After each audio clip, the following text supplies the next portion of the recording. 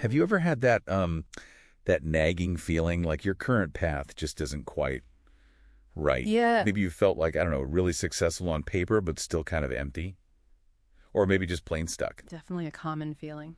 Well, today we're going to dig into exactly how you navigate that. Hmm. Our deep dive today is drawing from part 9 of Steve Russak's book, The Launchpad Years. Mm. You know, the one about reinventing yourself in your 20s and 30s. Right. Specifically, we're looking at the chapter called The Art of the Pivot, Adapting to Change. And what's great here, I think, is that Russak really takes us past just that vague, stuck feeling. Okay. He gives you, like, actual indicators, things to look for. Like what? Well, things like feeling constantly drained, even if you're getting sleep. Or, that Sunday night dread about work starting again. Uh-huh. Or maybe just losing curiosity about what you do day to day. He even has this quick, like, 5-minute values check idea. Oh, interesting. Yeah, just to help you pinpoint maybe why things feel off, where that disconnect is between your life and your values. So our mission today is really to guide you through this art of the pivot. Okay, so let's unpack that. Mm-hmm. Once you recognize, okay, I need a change, how do you actually do it? How do you make a big life or career shift without, feeling totally overwhelmed or making a choice you'll regret? It feels huge. It does feel huge. And Russak offers a really structured way to think about it.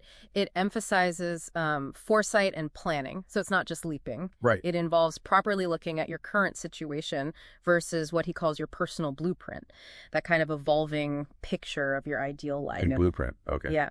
And one really powerful technique he mentions is the pre-mortem. Pre-mortem. Exactly. So before you commit to the pivot, you imagine it failed down the line. Ah. Then you work backward from that imagined failure to spot all the potential problems now. So you can build in safeguards. Precisely. It helps you check if new opportunities really fit that updated blueprint, and it helps you manage the risks. It builds on those earlier ideas from the book, like knowing your values and having your finances sorted. What I found really interesting here is how the book implicitly gets at that big psychological hurdle.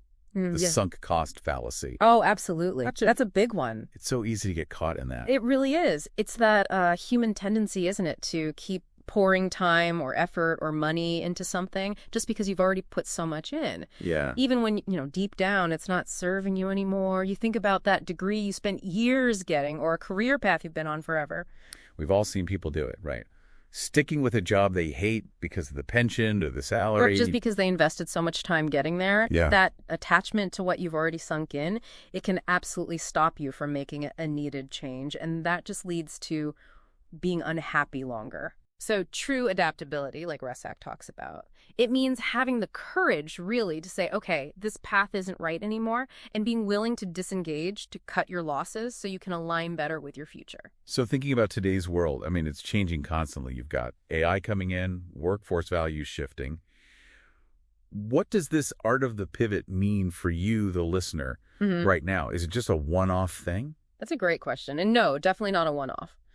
Russak really positions this proactive adaptability as like a fundamental skill for getting through the modern work world. So a core competency. Exactly. It's not really optional anymore if you want sustained relevance and, frankly, personal fulfillment. He frames it less as just reacting when things change and more about actively being curious, learning new things before you absolutely have to. Like building a skill stack for whatever comes next. Yeah, something like that. So the book isn't just giving you a plan for one reinvention. It's more like equipping you with a lifelong skill set. You learn to see potential disruptions not just as threats, but maybe as chances for growth, for evolution.